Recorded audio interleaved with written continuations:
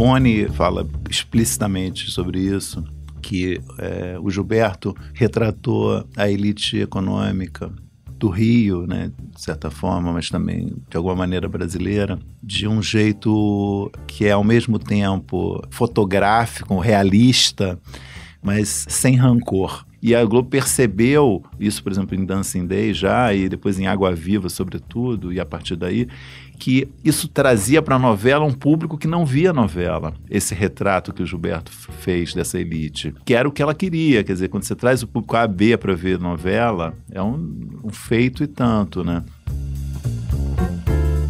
Poucos nomes marcaram tanto a história da telenovela quanto Gilberto Braga.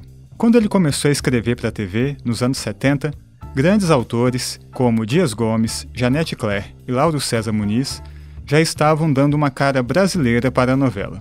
Gilberto era o mais jovem e menos experiente, mas logo se destacou nessa turma de craques. Ele trouxe uma sensibilidade diferente para o gênero, com um olhar mais sofisticado para o universo dos ricos e das classes médias. Com Dancing Days, em 1978, Gilberto assinou sua primeira novela das 8 e começou a definir o seu estilo. A novela foi um fenômeno, inspirou modas e comportamentos e deixou uma cena icônica na TV, Sônia Braga dançando na pista da discoteca. Eu tô doida, hein? Quem? A Júlia? Menino, pensei que eu tava sonhando. Tá incrível, né? Nossa, parece uma mulher assim que saiu de uma página, After Dark ou qualquer coisa no gênero. Depois de Dancing Days, Gilberto enfileirou inúmeros sucessos, sendo o maior deles Vale Tudo, em 1988. Gilberto usava novamente o velho melodrama de uma mãe e de uma filha que não se entendem, mas dessa vez tendo como pano de fundo a seguinte pergunta: vale a pena ser honesto no Brasil? Vale Tudo é constantemente citada como a melhor novela já produzida no país. Deixou vilões memoráveis e o maior mistério do gênero. O que aconteceu, Celina? Odete. Ela morreu. Quem matou Odete Roitman? Gilberto fez também minisséries clássicas, como Anos Dourados, sobre a repressão sexual nos anos 50, e Anos Rebeldes, sobre a ditadura de 1964 e a luta armada. Anos Rebeldes foi exibida em 1992 e muito se disse na época que foi uma forte influência para o movimento dos Caras Pintadas, que viria a pedir o impeachment do então presidente Collor. Para contar um pouco mais dessas histórias, eu converso nesse episódio com Maurício Sticer, que lança a biografia Gilberto Braga, o Balzac da Globo. O Sticer é jornalista especializado em TV e crítico da Folha. Na nossa conversa, ele conta mais detalhes dessas obras marcantes e conta como Gilberto Braga ajudou a fazer da telenovela uma paixão nacional e o principal produto do audiovisual brasileiro. Eu sou Marco Rodrigo Almeida e esse é o Ilustríssima Conversa.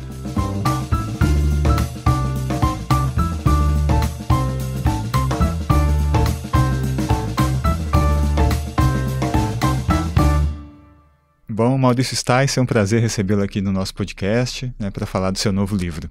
Pô, prazer é meu, Marco. Adoro o podcast da Ilustríssima e é uma honra mesmo participar. Que legal. Maurício, já na capa do seu livro, duas coisas assim saltam aos olhos, eu queria começar a nossa conversa por elas, A primeira questão da autoria, a gente vê ali, Arthur Chechel em cima e depois do seu nome, Maurício Sticer. Esse projeto, o Chechel começou com o Gilberto, Exato. Infelizmente não teve tempo de concluir, ele morreu no junho de 2021. E meses depois o próprio Gilberto morreu, Em outubro de 2021. E aí queria que você contasse como é que você entrou já nesse... em que fase você pegou e como foi retomar esse projeto, Quando o Chechel morreu, eu não sabia que esse livro estava sendo feito. Não foi nem noticiado isso, mencionado muito entre as coisas que projetos que o Chechel estava tocando. Quando ele morreu, falam que ele tinha vários projetos em andamento. Foi uma morte repentina, 69 anos, estava começando um tratamento contra um câncer e ele reagiu mal ao tratamento, uma primeira sessão de químio, passou mal e aí teve uma parada cardiorrespiratória e morreu dias depois no hospital. E aí, 3 semanas depois da morte de Chechel, o Gilberto Braga me ligou. E o Gilberto Braga tem uma voz, tinha uma voz muito inconfundível, muito potente, assim. E eu falei, pô, não é possível que alguém está imitando o Gilberto Braga. Me ligaram que era um domingo, para fazer piada com trote com o Gilberto Braga. E aí ele contou para mim, contou a história que o Chechel estava fazendo esse livro, que eu não sabia, tinha começado a fazer pesquisa, e ele queria que eu continuasse. Eu fiquei absolutamente chocado, surpreso, e minha primeira reação foi falar, claro, é uma honra, para mim vai ser uma honra fazer esse projeto. E conversamos um pouco rapidamente. E eu desliguei o telefone e falei, onde é que eu estou me metendo? E aí eu resolvi ligar para o Paulo Severo, que foi companheiro, marido do Chechel, acho que 3 décadas. Procurei o celular, não tinha o celular do Paulo, só tinha o do Chechel. Aí liguei para o celular do Chechel, o Paulo atendeu, falou, nossa, que sorte, eu estava carregando o celular do Chechel naquela hora. E aí a gente ficamos conversando sobre o Chechel, meia hora conversando, foi uma conversa muito emocionante, assim, foi um dos momentos que mais me conquistou ali, sabe, porque foi muito emocionante a conversa com o Paulo. E aí ele falou, olha, eu vou te mandar material para você ver. Fui eu que te indiquei. Ele falou, eu falei, eu imaginei que tinha sido você.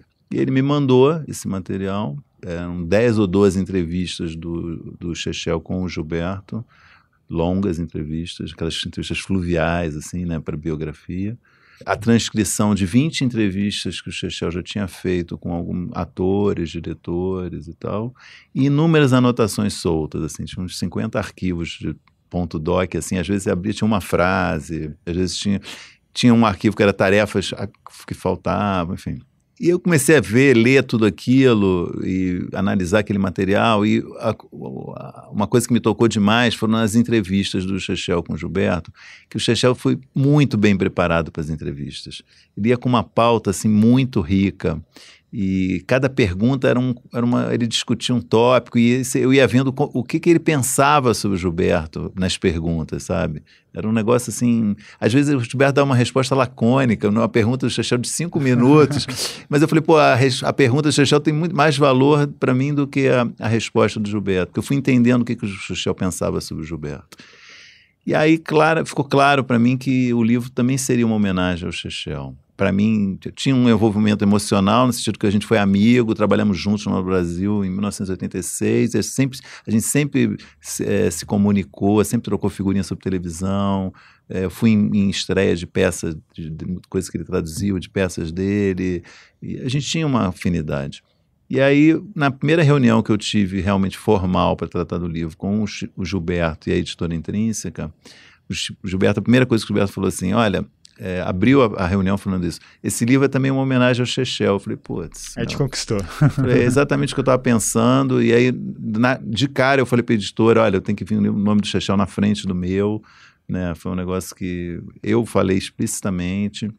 E eu acho que, enfim, o fato de ser uma relação, não vou dizer que é de aprendiz e mestre, a gente nem tinha 10 anos de idade, mas tinha uma relação de admiração da minha parte em relação a ele. Às vezes eu falo assim, ele é sempre um cara muito severo, às vezes eu falo assim, pô, o que será que o Chechel vai achar disso? Então tinha uma coisa assim para mim, sabe? E aí foi isso, eu acho que o livro foi bem além do que ele tinha feito inicialmente, mas realmente é o ponto de partida dele, e eu achei que era importante colocá-lo dentro do livro. E isso acho que é uma coisa que é um pouco original, digamos, dentro de uma biografia, que é esse autor que fica dando opinião, né, comentando certas passagens. Tem um lado meio literário do livro, eu acho, quando o Chechel entra, né, que eu achei que era interessante o leitor conhecer a opinião do Chechel sobre determinados assuntos, que ele manjava muito de Gilberto, muito de novela. Então ele é uma fonte também, além de ter sido o primeiro pesquisador, ele é também uma fonte, né, que é entrevistada no livro. Eu gostei muito desse resultado, dessa presença dele no livro. E na hora da escrita, você pensava também como o Chechel escrevia, tentando fazer alguma coisa que fosse um misto seu e dele? Ou não, isso eu falei, isso aí eu não tenho chance, é melhor não ir por aí, porque o Chechel tinha um estilo muito coloquial, né, assim, ele tinha uma comunicação, lendo as colunas dele, você vê uma maneira de conversar realmente com o leitor. Eu sou mais sisudo pensando nisso. Eu falei, eu não vou conseguir nunca fazer isso. Então eu vou fazer o meu estilo, como eu gosto de escrever, mas não é... Aí realmente eu fugi falei, não vou entrar nesse campo, porque se eu tentar imitar o Chechel, aí não vai dar certo mesmo, né? Então, isso nesse sentido. E aí, realmente, para efeito de você comparar, tem um capítulo no livro que foi inteiramente escrito pelo Chechel, né? Que é o capítulo da disputa pela coluna de crítico de teatro do Globo, né? O Martim versus Gilberto, que é o texto do Chechel ali, se quiser ver. E se percebe realmente que tem uma coloquialidade, um jeito ali dele que é diferente do resto do livro. Ele deixou esse capítulo pronto. Deixou esse capítulo pronto. É engraçado que não é um capítulo nem o começo, nem o... no meio. Na numeração dele era capítulo 5, e eu não achei essa programação também. Por que ele chama? O que vinha antes? No meu acho que virou capítulo 7. Eu incluí coisas na frente que provavelmente eram um pouquinho diferentes do que ele planejou. E isso aconteceu em vários momentos do livro que eu falo assim, o que ele tinha imaginado para cá? O que ele pensou? Às vezes eu consultava o Paulo, mas o Paulo também sabe, assim, o Paulo ouviu o Chechel falar muito sobre o livro, mas também não viu as coisas escritas. Então, às vezes eu falo, você acha que o Chechel colocaria essa história, alguma história muito picante que o Gilberto contava, entendeu? Uma fofoca. Eu falei, você acha que o Chechel colocaria essa história? Ele falou, acho que não. Aí eu me reprimi, algumas coisas eu não coloquei. É um percurso bastante inusitado na biografia, né? Muito. Que você pegou, né? Realmente teve essas duas baixas, né? Terríveis, exatamente. Assim. E você não teve nem tempo de muito contato com o próprio Gilberto, né? Não chegou a entrevistá-lo, assim, não. Né? Como o Chechel tinha feito. Isso foi uma pena, realmente, porque teria sido muito enriquecedor. Tinha muita coisa que você queria ver com ele. Muita coisa. O próprio Chechel, quando o Chechel encerra a última entrevista, eu até transcrevi essa frase dele, acho que está na introdução do livro. Ele fala assim, Gilberto, para mim, por enquanto, está bom. Agora eu vou conversar com outras pessoas, depois eu quero voltar a você. Ele sabia que seria necessário voltar. E para mim foi exatamente isso. Eu já peguei tendo essa necessidade de voltar a ele, né? E não foi possível porque entre a morte do Chechel e a morte do Gilberto se passaram acho que 4 meses, mas foi um período que primeiro eu fiquei tomando pé do material que o Chechel tinha deixado, ouvindo tudo, lendo as entrevistas, as transcrições das entrevistas, pensando, tentando entender, né, cara? Você cair de paraquedas no meio de uma biografia que está em andamento, é uma doideira. E aí quando eu comecei, falei, bom, agora seria interessante começar a conversar com o Gilberto e tal. E aí a gente teve uma primeira reunião, né, que foi essa que eu mencionei que o Gilberto falou, esse livro é uma homenagem também ao Chechel. A gente conversou assuntos gerais e tal. Eu falei, olha, a primeira coisa que eu vou fazer vai ser essa entrevista, essa, que o Chechel já tinha dito que queria fazer. E ele falou, ótimo. Aí comentamos sobre essas pessoas que eu ia entrevistar, ele deu alguns pitacos e tal. Mas houve uma demora ali para aparecer um novo contrato para fazer esse livro. E eu, talvez, por temperamento, eu falei, eu vou começar a fazer esse livro quando tiver esse contrato, sabe? Eu não vou começar a fazer o livro antes e vai que dá algum problema, porque era uma situação jurídica nova ali para a editora, né? Porque a editora tinha um contrato com o Chechel, ia ter que fazer um contrato comigo e com o viúvo do Chechel, enfim. Acho que eles se atrapalharam normal, não foi nenhum absurdo, uma coisa assim, digamos, acho que deve ter demorado 2 meses para sair esse contrato, não foi nada extraordinário. Mas eu me segurei, falei, eu vou esperar, quando eu assinar eu vou cair matando. E, chegou em outubro de 2021, do nada, assim, o Gilberto teve uma infecção, foi para o hospital e morreu em 3 dias. E aí o contrato apareceu, veio o contrato, só que aí já não tinha mais o Gilberto para ouvir. Aí você tinha compromisso agora com 2 pessoas, né, para continuar esse livro. Né? Exatamente. E era pandemia, então era tudo comunicação também online. Te confesso, Marco, que foi eu vivi uma espécie de transe para fazer esse livro, cara, que eu falei, eu tenho que fazer esse livro de qualquer maneira logo, tenho que acabar com isso aqui, não queria ficar com essa pendência, com essa situação, sabe? O primeiro autor tinha morrido, o biografado tinha morrido, eu falei, eu quero acabar, fazer esse livro.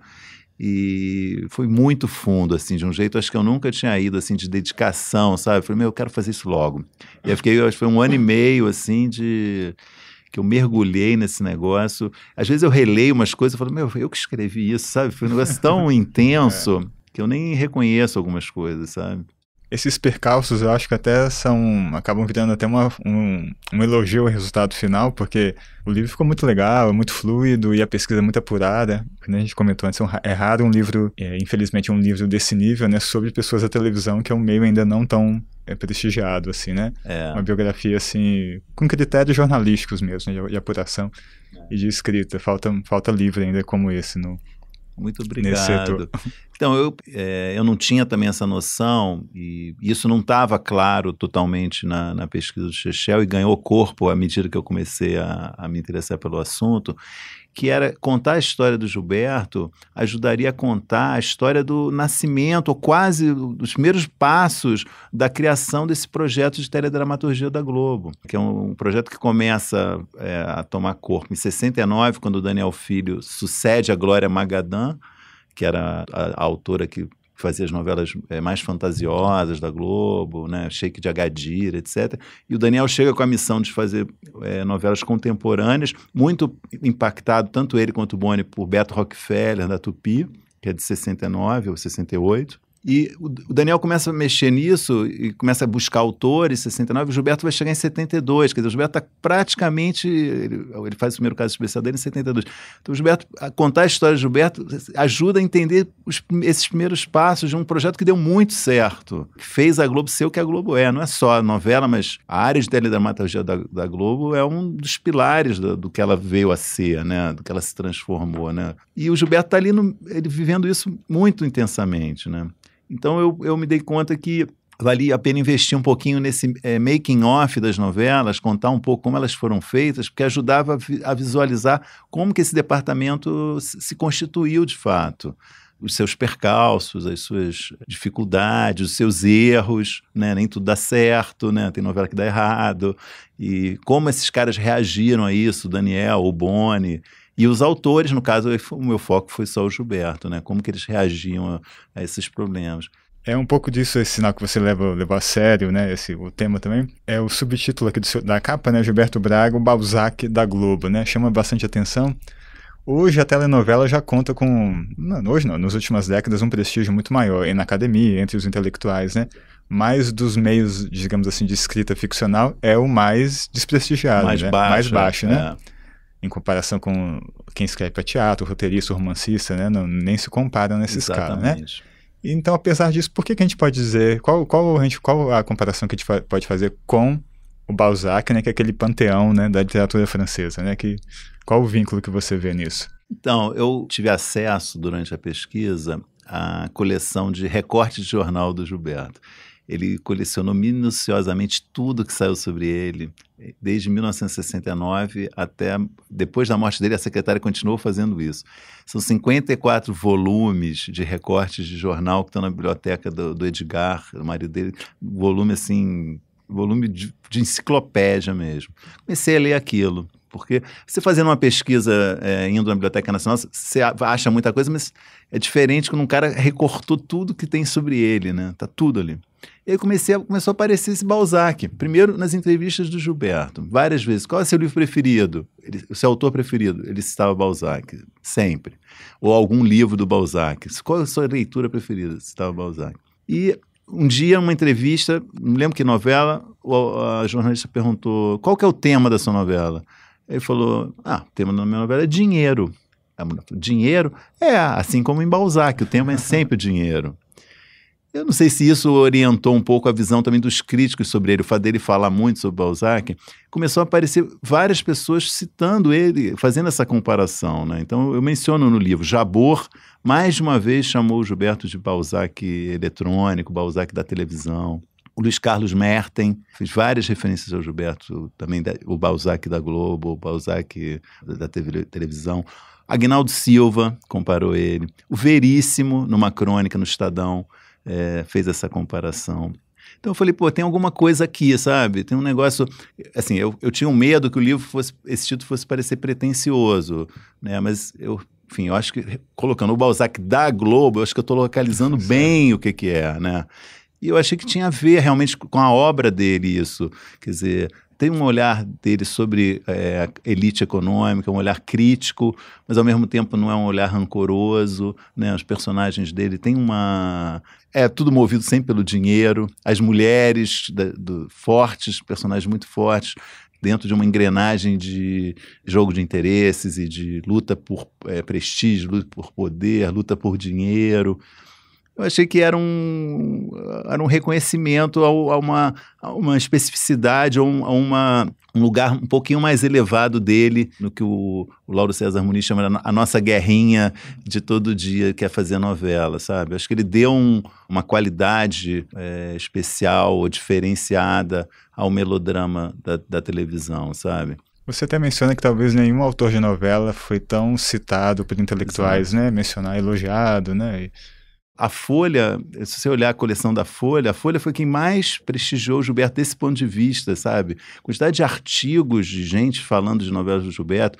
O Thales Absaber, né, escreveu o texto não sei se era já chamava Ilustríssima ou era ainda o Mais da Folha. Era artigo de página inteira no Mais do Absaber comentando o Dono do Mundo. Tem um reconhecimento aqui, né? Dá esse espaço para ele. Não é uma provocação só, né? É um negócio sério, né?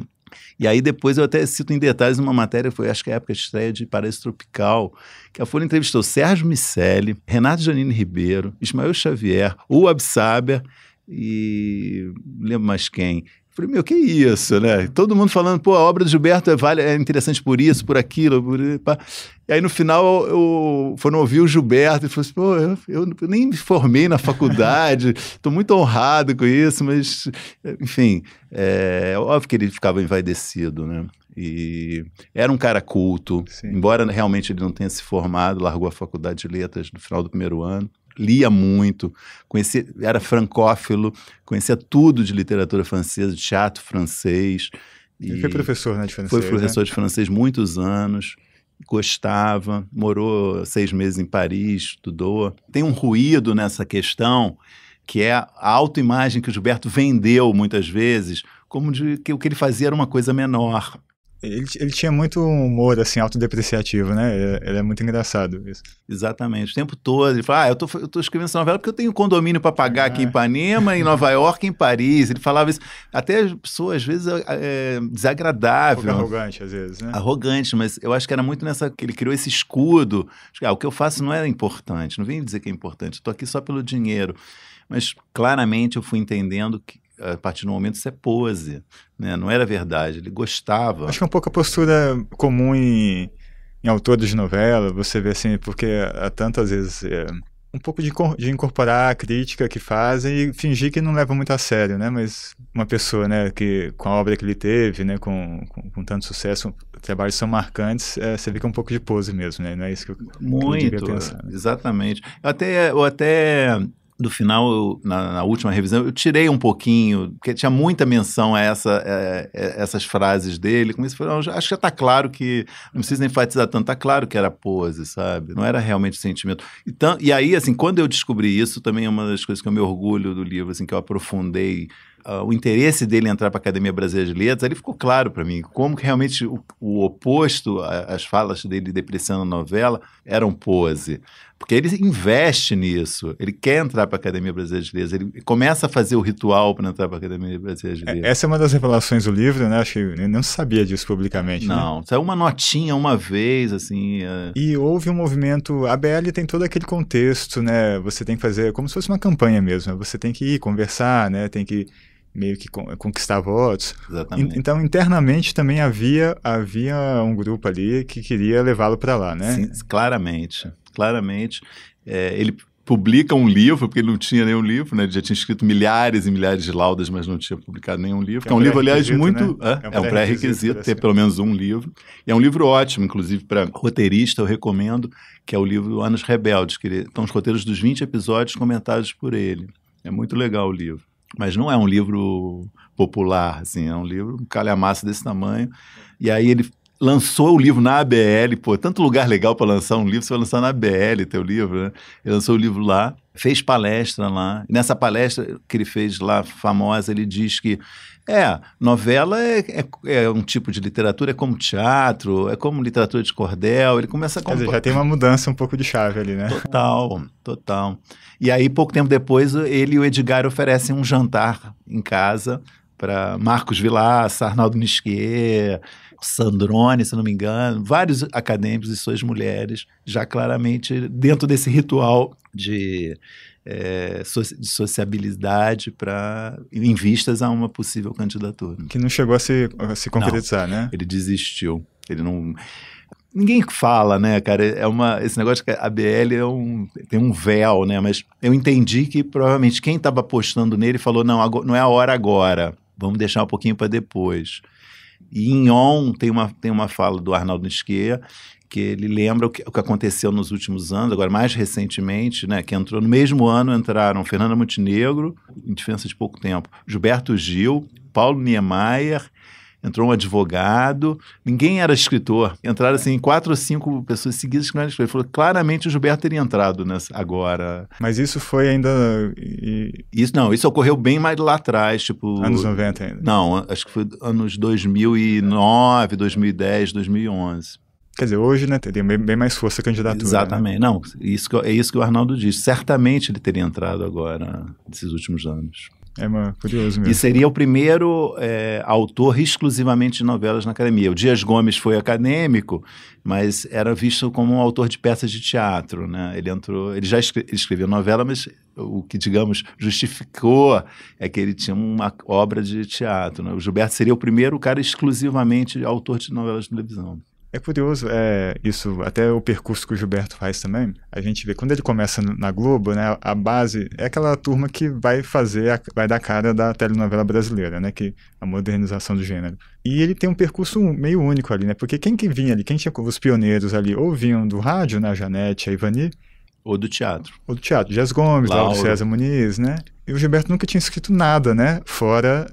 Não tinha uma obra fora da telenovela. Basicamente ele se fez ali, né? Exatamente. Ele é o primeiro, eu acho que dá para dizer. Eu fui procurar a lista dos primeiros 50 casos especiais para ver quem escreveu. Porque o Gilberto começou por ali, foi uma porta de entrada. Queria testar a hipótese se o caso especial revelou outros autores. Ninguém vingou. Certo. Sabe, tem vários caras que escreveram um caso especial, foi ao ar, ou o cara já era famoso antes, mas de nomes novos, que eu lembro da minha pesquisa, o único que vingou foi o Gilberto. Então ele não vinha desses dois meios que eram mais comuns ali, né? Nem do rádio, nem do teatro, nem do cinema, nada, né? Você acha que isso fez uma diferença, essa formação dele ser diferenciada, isso se espelha na obra dele? E o que ele trouxe de diferente com relação, que já eram nomes consagrados, né? Dias Gomes, né? Braulio, Lauro César...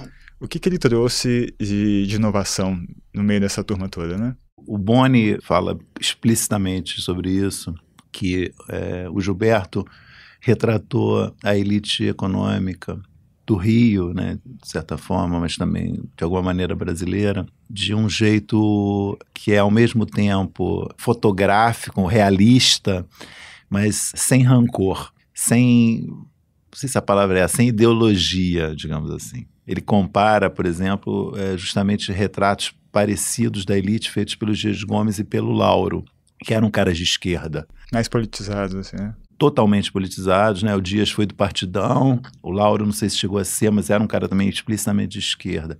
E o Gilberto não era um cara abertamente politizado.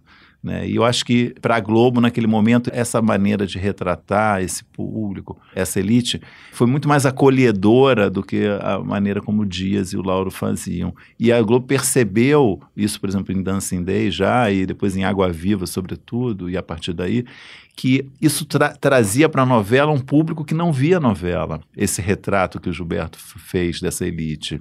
Né? E que era o que ela queria, quer dizer, quando você traz o público A, B para ver novela, é um feito e tanto, né? Então acho que essa talvez seja o ponto assim, que de cara salta como um grande diferencial e que foi percebido logo no início também pelo Boni, pela Janete, né? Eles falam isso, né?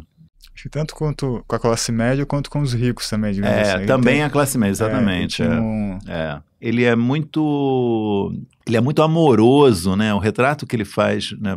Pensa em Dancing Days, né? Aquele universo de Copacabana que ele retrata, né? Tem um lado extremamente amoroso, assim, caloroso. Ao mesmo tempo, ele zomba, ele ri de certos tipos, né? Ele aponta problemas de caráter variados e tal, mas tem um lado ali, tem um pano de fundo que eu acho que é amoroso, assim, né? Caloroso ali com aquela classe média. Então, eu acho que as pessoas falam, eu conheço essa pessoa aqui. Você vê Dancing Day, você fala, essas pessoas aqui são as pessoas da minha rua, iguais, né? Eu acho que passou isso, né? E apesar de ser a Globo no Rio, as novelas, né, muitas se passarem ali, acho que tinha uma cara mais do Rio também na obra dele, né? Muito. Porque muitos às vezes eram autores de São Paulo, né? Sim. O Lauro, o Dias Gomes Benedito. da Bahia, o interior, então de outros lugares. Ele não, né? Era um cara carioca. Explicitamente, né? E aí deu uma roupagem... Total, e muito Copacabana, né? Muitas histórias passam em Copacabana, que é onde ele viveu boa parte da vida. A Tijuca em Anos Dourados, né? Que é um negócio também que é muito a Tijuca. As pessoas que conhecem aquilo se emocionam quando ele retrata aquilo. Mas talvez por ser uma época ainda que o Rio ainda é muito ditador de moda, muito influente culturalmente, isso tem um impacto nacional, né? A audiência das novelas dele também é muito boa fora do Rio, né? Em São Paulo também. É sempre um pouquinho menor, mas como sempre foi, todos os autores, né? As novelas em São Paulo sempre tiveram uma audiência um pouquinho abaixo da do Rio, mas a novela deles foram muito bem em São Paulo. E digamos assim, a primeira novela com a cara realmente dele foi o Dancing Days, né? Que ele tinha feito aquelas adaptações, novela das 6, dos livros, né? E já foi um estouro, né? Exatamente. Já marcou uma sensibilidade nova ali naquela área, né? É exatamente isso, quer dizer, quando chega... em 78, né? O Daniel prepara ele ali, né, com essas adaptações, novela das 6, uma novela das 7, e aí um dia falou, você vai fazer a próxima novela das 8. Eu nunca fiz novela, como assim? Mas essa altura ele já entendeu que isso é uma boa profissão para ele. E é uma novela que realmente teve muito impacto. Tem muita coisa que marcou. Uma personagem, uma atriz que brilhou demais, que foi a Sônia Braga, né? Uma personagem forte, que é aquela ex-presidiária tentando recuperar a filha, que é criada pela irmã rica e má. Melodrama clássico. Repaginado, né? Exatamente. Repaginado com tintas carioca. Exatamente. E muitos modismos. O Maurício Berto falou assim, mas parece que eu fiz, por causa da meia de lurex, ele falou assim, tá parecendo que eu fiz uma novela sobre meia de lurex. Até né? a capa do seu livro também emula um pouco as coisas. Total, é Dancing Days, né? Trilha sonora muito marcante, né? Muitas músicas que pegaram e uma história muito boa, enfim. Mas ele considerava a novela muito imperfeita, ele queria reescrever, queria refazer ela um dia. Quando tem uma discussão que ele recebe o convite para fazer um remake de Dancing Days, no horário das 6, ele se recusa, que ele fala, isso não é uma novela das 6, é uma novela das 9 ou das 10. Mas ele queria refazer, mas ele se recusou a fazer pelo horário das 6, porque ele falou, vai ficar ainda pior. Mas ele considerava uma novela bem imperfeita mesmo. E né, a primeira grande novela, mas é uma novela muito marcante. O Alberico, né, do Mário Lago, que é um pouco o avô dele, a Áurea, que é da Yara Amaral, que é a mãe dele, do Gilberto. Tem muito ali de vivência dele na novela. Você falou a questão do dinheiro, né, que é outra coisa que ele fala, que ele menciona no Balzac, e é interessante, eu acho que é um pouco um caminho novo que ele explorou, que os personagens debatendo, né, falta de dinheiro, a coisa do dia a dia, né, não tem emprego, a filha que não tem um quarto, né, aquela coisa da classe média que não tinha tanto com esse enfoque, né. Exatamente. E é uma coragem de tratar disso abertamente, né, até tem um episódio engraçado, né, que é quando tem a virada da personagem da Júlia Matos, né, da Sônia Braga, que ela resolve casar com o personagem do Ari Fontoura. Tem uma conversa entre eles meio fazem um pacto, como vai ser esse casamento. O Gonzaga Bloch chegou pro Daniel e falou assim, o Gilberto pirou, meu. O que tá acontecendo aqui com essa personagem? Ela tá virando uma puta. Aí o Daniel falou assim, mas ela é uma puta. Ela estava casando por interesse, né? Então, isso é abertamente mostrado na novela, que ela tá fazendo coisas por interesse, né? É a protagonista, não é um personagem qualquer, né? É a protagonista que está fazendo isso. Então, acho que tem uma ousadia também nisso. E como você disse, acho que causa uma surpresa você ver esses temas tratados, esses temas do dia a dia das pessoas tratados de uma forma tão clara e explícita, né? Ele menciona também que o personagem do Fagundes também teve uma crise, né? Que era talvez um pouco um contexto raro ainda, né? Era um diplomata que não estava satisfeito, queria ser cineasta, quer dizer, né? Crítico de cinema, vira crítico de cinema. Um conflito até um pouco mais complexo, mas até elitista um pouco, né? E que ele inclui no bojo da novela ali. E é uma coisa que ele viveu. Um pouco ele também. Muito ele, né? Era a mãe dele e ele tinha essa coisa, vai ser diplomata, e queria muito que ele fosse diplomata. E a certa altura ele quis ser diplomata, chegou a estudar, fazer prova, não passou. E depois se deu conta que não queria mais ser diplomata e colocou isso no Kaká. Como muitos desses pioneiros, assim, ninguém almejava ter essa carreira, porque não existia esse mercado de autor de novela, né? Não. Então, basicamente, Dias, esse pessoal, ninguém tinha isso como objetivo de vida. O Gilberto sempre quis ser um diretor de cinema, né? Exato. E é engraçado, você vai ver no contexto, ele sempre um pouco reclamando, o Boni pedindo, só mais uma. Quer dizer, tinha um pouco esse conflito também por parte dele, né? Total. Pelo trabalho braçal, que é a novela, um pouco, ele tentava disfarçar, talvez, mas acho que um pouco até pela aspiração artística que ele tinha, Total. Né? Pela limitação do gênero da telenovela mesmo. Não, de fato, no início, ele não via televisão. Ele entra para esse ramo sem conhecer o meio. Ele entra como uma opção realmente de ganhar dinheiro. Isso é fato, realmente. Ele está buscando ser alguma coisa e vê ali uma opção e resolve testar.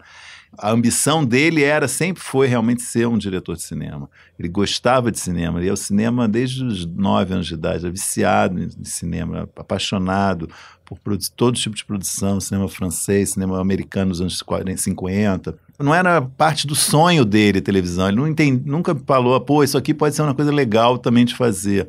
É uma coisa que acontece muito por contingência mesmo, necessidade de insatisfação com o salário dele como crítico de teatro, insatisfação com o que ele ganhava como professor de francês, e ele não estava aparecendo ali uma oportunidade dele ser diretor de cinema, e ele investe e começa a fazer esse negócio de televisão. Tem um capítulo que você comenta as tentativas dele em outros gêneros, né? A gente até lamenta que a peça, né? Nunca chegou a fazer uma peça, escreveu pouco para cinema, né? Nunca chegou a engrenar.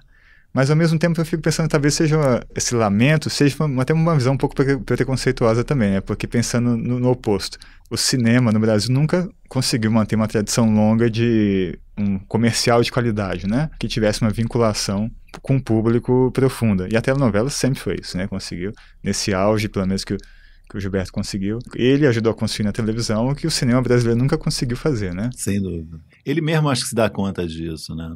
Quando cobram isso dele, né? Quer dizer, você falou, o Walter Salles chamou ele para escrever o roteiro central do Brasil e ele falou, não sou capaz de fazer isso. Mas eu acho que ele se dá conta disso realmente.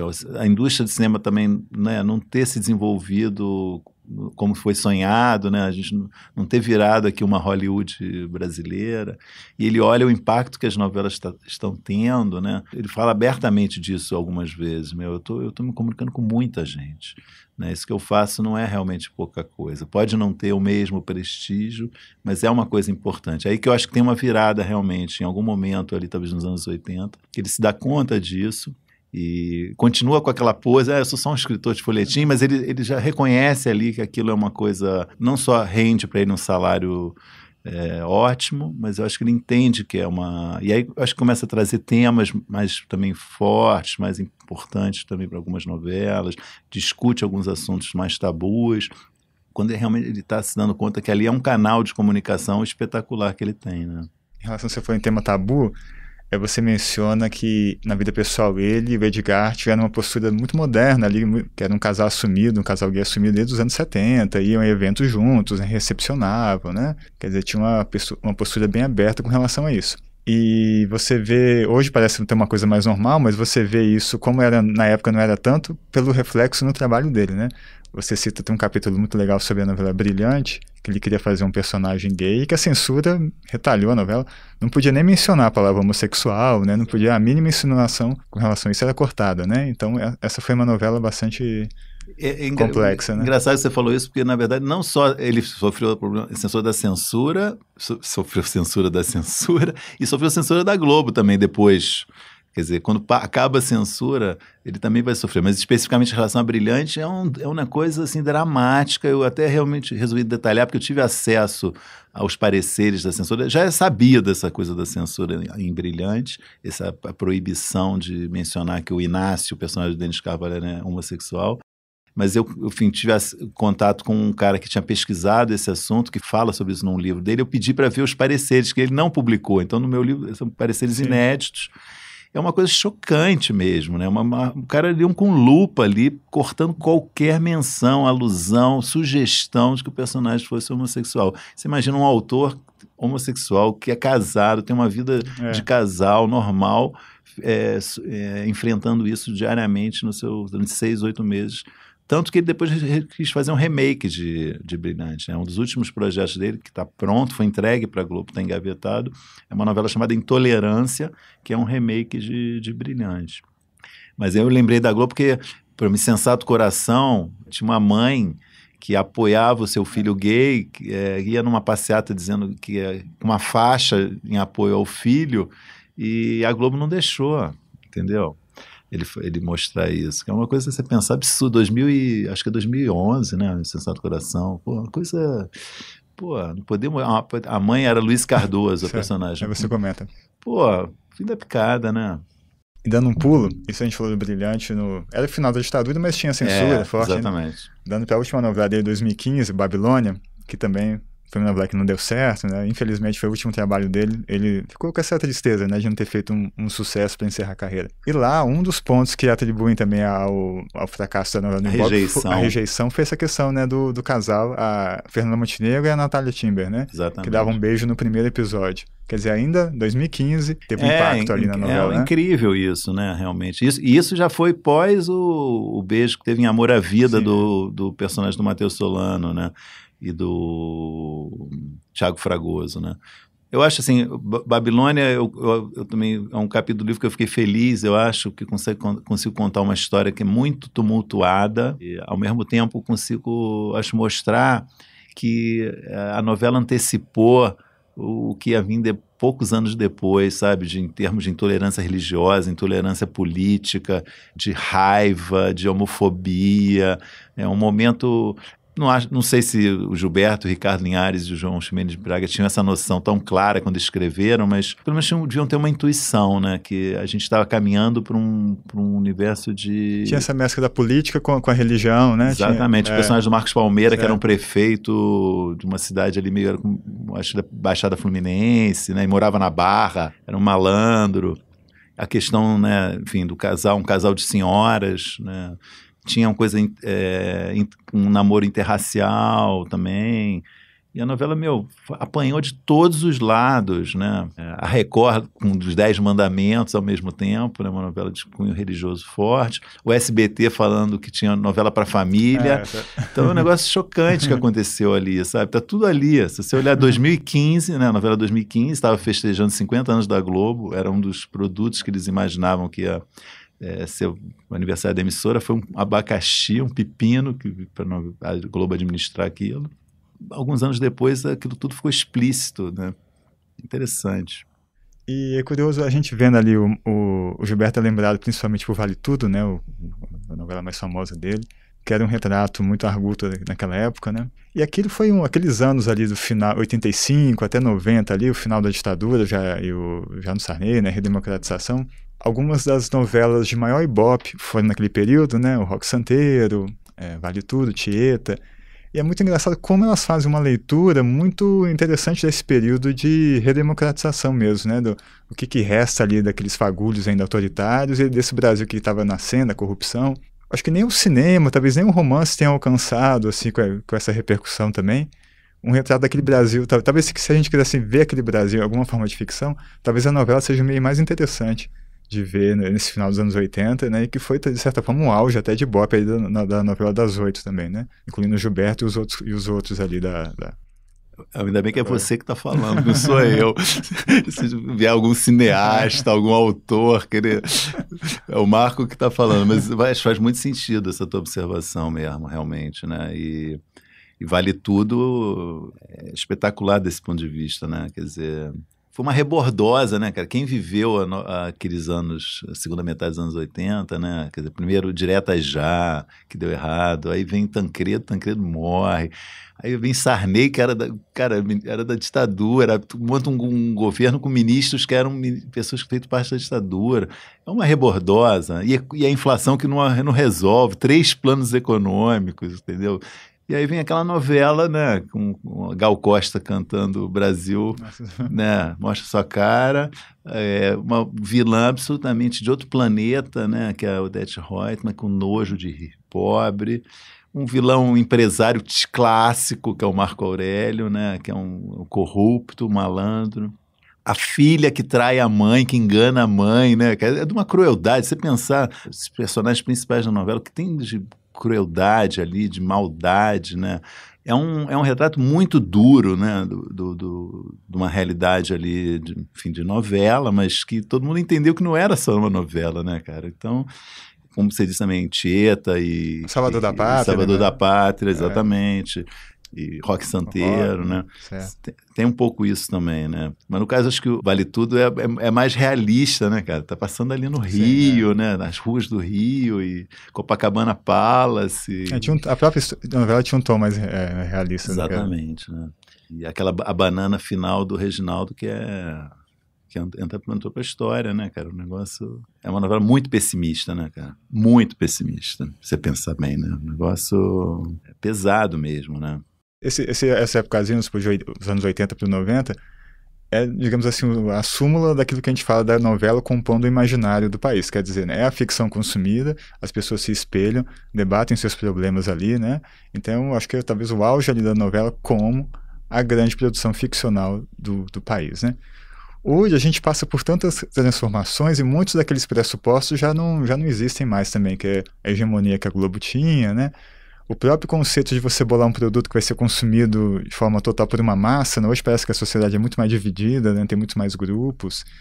E o próprio hábito também, né? De assistir, sei lá, 150, 200 capítulos, né? Hoje a gente vê que o padrão às vezes é série com 12 episódios e a gente está se acostumando com isso, né? Então como é que fica, você acha, o papel da novela, né? Como é que a novela continua sendo esse grande espelho ficcional do país, numa época que tudo que formava essa base dela, esse pilar, meio que ruiu, né? Ou está mais fragilizado ou meio que acabou mesmo, né? Eu diria que está em crise, né? Claramente está em crise. Ainda se mantém enquanto a maior audiência da programação da TV aberta, mas com números, como você falou, muito inferiores. Hoje uma novela dá 30 pontos, é excelente. Essa época a gente está falando nos 80, as novelas davam uns 60, pico de 89 no dia da morte da Odete Roitman, entendeu? Coisas assim absurdas. Mas ainda tem, então, eu acho que tem uma coisa que é uma característica do Brasil, talvez não só do Brasil, mas no Brasil ainda muito forte, que a TV aberta ainda é a principal fonte de consumo de informação e entretenimento da população. Né, acho que está ligada às dificuldades econômicas do país, né, à miséria mesmo. É caro você assistir uma série no Netflix ou mesmo na Globo. Para uma parte significativa da população ainda é caro, a TV aberta é grátis, né? Então, a Globo está meio tentando, eu digo, se equilibrando entre duas canoas, tentando colocar um pé no streaming, mas ela entende ainda que é muito importante a TV aberta. E por isso ela continua produzindo. Hoje tem 5 novelas no ar, né? 2 reprises e 3 novas todo dia na televisão. Ela ainda tem um papel muito importante na programação, né? Então eu diria assim, não morreu a novela. Talvez não tenha mais a mesma ambição que já teve, mas ainda provoca impacto, né? Você vê, Vai na Fé, da Rosane Zwartmann, né? Foi uma novela que teve um puta impacto, né? Um grande impacto. As pessoas se emocionaram, se tocaram, se engajaram. A novela mexeu com o imaginário das pessoas. O remake de Pantanal também é um sucesso, em outra proporção, evidentemente. Mas foi uma novela também que mexeu com as pessoas, né? As pessoas voltaram a falar de novela. Então, assim, eu acho que a gente está num momento de transição, mas não sei quanto tempo vai durar. Em algum momento lá atrás, eu achei que ia ser mais curta essa transição, mas ela talvez seja mais longa do que a gente imaginou, porque o Brasil não consegue sair desse atraso, que é o atraso real do país, né? Nesse contexto até mais... você acha que existem campos para surgirem autores como Gilberto, que vão ter essa marca estilística, essa proporção? Ou até isso vai se alterar um pouco, assim, nesse conceito? É difícil. A Rosane é um talento, né? Por exemplo, que a gente mencionou aqui, né? É um talento recente, né? Ela fez, acho que 3 ou 4 novelas, né? Muito boas, né? Ela tem uma visão muito interessante, né? Ela fez um livro também que ela discute a importância da novela ainda hoje, ela acredita na novela. É uma pessoa, acho que a acompanhar. Acho possível, mas realmente difícil, porque eu acho que hoje em dia os principais pessoas que ambicionam ser autor estão pensando em fazer série, que evidentemente é uma linguagem de consumo muito mais acessível, né, e muito mais da moda, do momento, né, as empresas estão investindo em séries no Brasil e fora do Brasil, então acho que tem também uma mentalidade de se produzir o que as pessoas estão consumindo, que é série, né, ninguém pensa, quando eu crescer eu quero ser autor de novela, hoje você não vai se achar uma pessoa que fale isso, né, só as pessoas que já estão nesse meio que estão fazendo novela. Você falou do Pantanal, né? Estamos no Renascer agora, né? Os remakes ainda, né, sendo um pouco a salvação, né? E se fala do Vale Tudo agora, que já tá meio caminho para sair, né? O que você imagina, assim, que pode ser... Como é que essa novela cairia? E que mudanças talvez teriam que ser feitas, né? Para encaixar nos anos 2020 agora? É imprevisível, eu acho, o remake, né? Eu acho que tem remakes muito bons, que deram muito certo, tem remakes que as pessoas não se interessam, né? Não pegam. Vale Tudo tem muito atrativo, né? Pelo que a gente falou, mas o quanto isso é datado ou não, eu acho que é uma grande questão que a Globo deve estar se vendo e a Manuela Dias, que parece que é a pessoa que vai fazer, deve estar refletindo, né? O quanto ela pode trazer daquela atmosfera para os dias de hoje ou adaptar aquela atmosfera para os dias de hoje e manter a novela interessante. Eu não sei te responder, eu acho que realmente é um desafio enorme se trazer, porque, enfim, as circunstâncias são diferentes, as sensibilidades são outras, né? As pessoas hoje são menos tolerantes a certos tipos de coisa que pessoas diziam na televisão, né? Odete Roitman, o que ela falava naquela novela. Essa terra aqui não tem jeito, meu amor, não tem jeito. Esse povo não vai pra frente, isso aqui as pessoas aqui não trabalham. Só se fala em crise, desde que eu me conheço por gente que se fala em crise nesse país. É um povo preguiçoso, um povo que... Isso aqui é uma mistura de raças que não deu certo. É isso que é o Brasil. Como é que seria isso hoje, né? Enfim, eu acho um desafio e tanto, mas eu vou sair pela tangente. Eu não sei dizer se vai dar certo ou não isso. Beleza, Maurício, acho que foi muito legal o nosso papo aqui. O livro vale muito a pena ler. Tem vários, a gente comentou algumas coisas, mas tem vários detalhes. O Maurício fez uma pesquisa, né? O Chechel tinha começado, o Maurício continua. E tem vários pontos, várias novidades sobre o Gilberto. Então, quem quiser entender sobre o Gilberto e a televisão, vai ter muita coisa para conferir. Vale super a pena ler mesmo. Pô, muito obrigado, Marco. Foi muito legal a entrevista, adorei mesmo. Vi que você é um noveleiro de categoria e uma visão muito boa sobre o assunto. Obrigado mesmo. Bom, espero que vocês tenham gostado desse programa. A edição de som foi do Rafael Conkle e esse episódio usou áudios de telenovelas da TV Globo. Nós voltamos daqui a 2 semanas. Até lá!